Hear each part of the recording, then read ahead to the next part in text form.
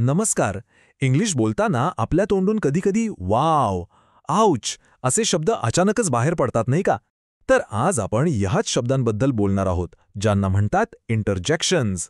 चला, हा interesting topic एकदम सोपा करून समजून घेऊया. हे खास सेशन भाषा लॅब तुमच्यासाठी घेऊन आला आहे. आणि हो, भाषा लॅबची अल्टिमेट ग्रामर चॅम्प टेस्टच्या तयारीसाठी हे तुम्हाला खूपच मदत करेल. मग तयार आहात? चला सुरुवात करूया.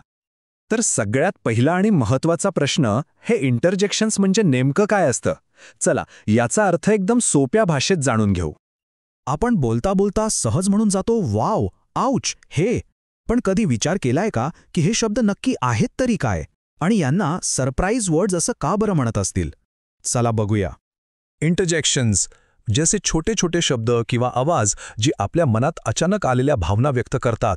म्हणजे समजा आनंद झाला, आश्चर्य वाटलं, दुःख झालं किंवा काही लागलं, तर त्या क्षणी जे शब्द तोंडून बाहेर पडतात ते म्हणजे इंटरजेक्शन्स. म्हणूनच त्यांना सडन वर्ड्स किंवा सरप्राईज वर्ड्स असंही म्हणतात. मस्त आहे ना? आता आपण काही नेहमी वापरले जाणारे इंटरजेक्शन्स बघूया आणि ते कोणती भावना दाखवतात हे उदाहरणांसोबत समजून घेऊया. म्हणजे हा विषय डोक्यात एकदम फिट बसेल. चला सुरुवात करूया वाव पासून. जेव्हा आपण एखादी खूप सुंदर किंवा अद्भुत गोष्ट पाहतो तेव्हा आपल्या तोंडून आश्चर्य व्यक्त करण्यासाठी हा शब्द निघतो. जसं की wow, that's a beautiful painting. म्हणजे वा, काय सुंदर चित्र आहे. पुढचा शब्द आहे आउच. आता हा कधी वापरतो? जेव्हा आपल्याला अचानक काही लागतं किंवा दुखतं तेव्हा आपण नकळतपणे म्हणतो आउच. उदाहरणार्थ, ouch, I bumped my head. म्हणजे आई ग, माझं डोकं आपटलं. आता समजा आपली टीम मॅच जिंकली, तर तो आनंद, तो उत्साह कसा व्यक्त करणार? त्यासाठी आहे हुर्रे. जसं की hurray, we won the game. म्हणजे yippee, आपण मॅच जिंकलो. जसा आनंद असतो तसंच दुःखही असतं. तर दुःख किंवा खेद व्यक्त करण्यासाठी अलास हा शब्द वापरतात. हा आता जास्त वापरला जात नाही, पण माहिती असणं महत्त्वाचं आहे. उदाहरणार्थ, alas, the hero died in the end. म्हणजे अरे रे, शेवटी हिरोचा मृत्यू झाला. ओ, हा तर आपण खूपच वापरतो. जेव्हा आपल्याला एखादी गोष्ट अचानक कळते किंवा थोडं आश्चर्य वाटतं तेव्हा आपण ओ म्हणतो. जसं की ओ, आय सी व्हॉट यू मीन. म्हणजे अच्छा, आत्ता माझ्या लक्षात आलं तुला काय म्हणायचं आहे. कोणाचं लक्ष आपल्याकडे वेधून घ्यायचं असेल तर अगदी सोपं आहे. हे, उदाहरणार्थ, हे, लिसन टू मी. म्हणजे ए, माझं ऐक ना. जेव्हा कोणी खूप छान काम करतं तेव्हा त्याला शाबासकी देण्यासाठी किंवा त्याचं कौतुक करण्यासाठी ब्रावो हा शब्द वापरतात. जसं की ब्रावो, यू सॅंग वंडरफुली.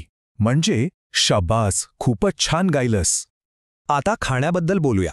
एखादा पदार्थ खूपच टेस्टी लागला तर तोंडून काय निघतं? बरोबर, यमी. उदाहरणार्थ, yummy, this cake is delicious. म्हणजे वाह, हा केक किती मस्त आहे.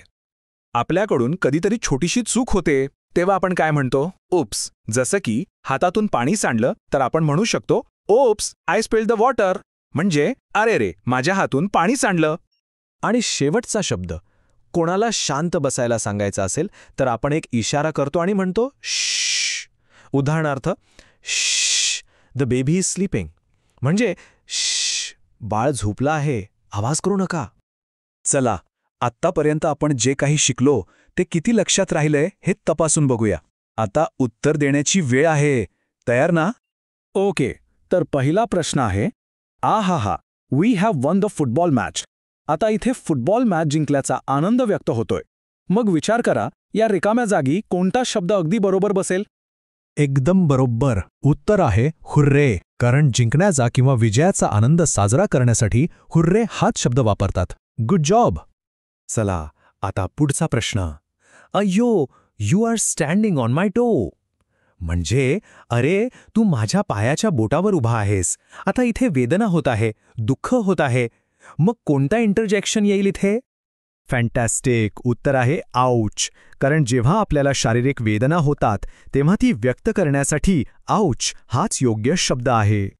चला, आता आपण या टॉपिकमधले सगळ्यात महत्त्वाचे मुद्दे पुन्हा एकदा बघूया. म्हणजे ग्रामर चॅम्प टेस्टसाठी तुमची तयारी एकदम पक्की होईल. तर 4 गोष्टी कायम लक्षात ठेवा. 1. इंटरजेक्शन्स म्हणजे सरप्राईज वर्ड्स.